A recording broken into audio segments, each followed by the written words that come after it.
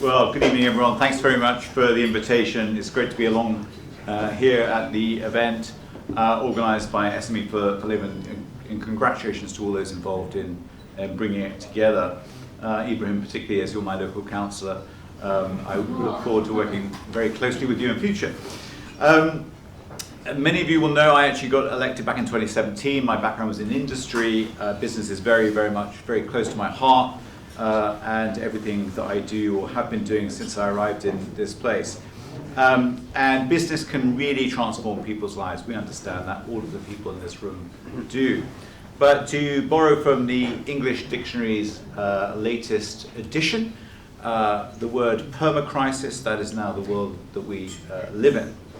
And it is small businesses particularly that are suffering as a result of this government's mismanagement of the economy. But not only do we face short-term challenges, but longer-term ones as well. The Learning and Work Institute says by 2030, England will face a deficit of high-skilled people of 2.3 million total. That's a staggering figure. And other countries, by contrast, are really educating people to a higher standard, and more people actually going into higher education, which is, as was explained, my responsibility as Shadow Minister for universities. Technologically advanced economies like Canada, South Korea, Ireland, Japan have over 60% of people going into higher education. We're roughly about sort of 50% at the moment.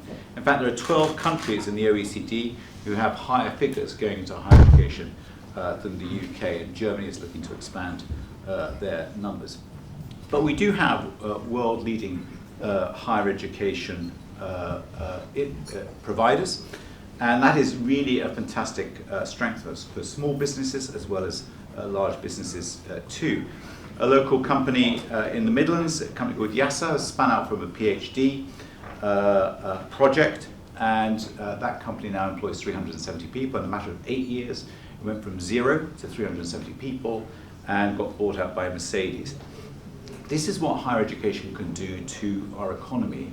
It can create the startups, it can help get funding, but it can also be a massive driver to our wider economy.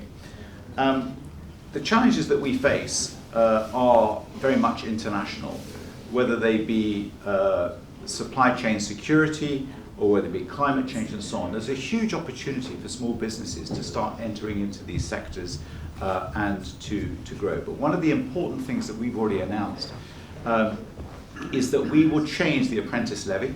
We will change it, and we will make what will be referred to as the Growth and Skills Fund, and give greater flexibility so that SMEs can actually access that funding as well. And that's really important, that small businesses should be able to get that to assist in their growth.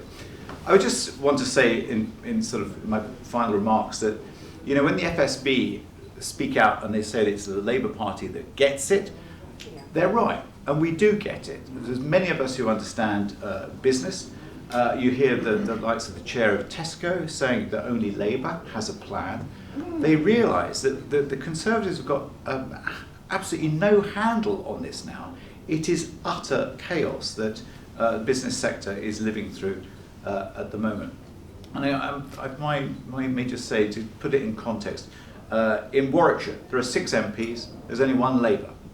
I happen to be the Labour MP in Warwickshire, and who was it that the FSB gave their award to for understanding and support to small businesses?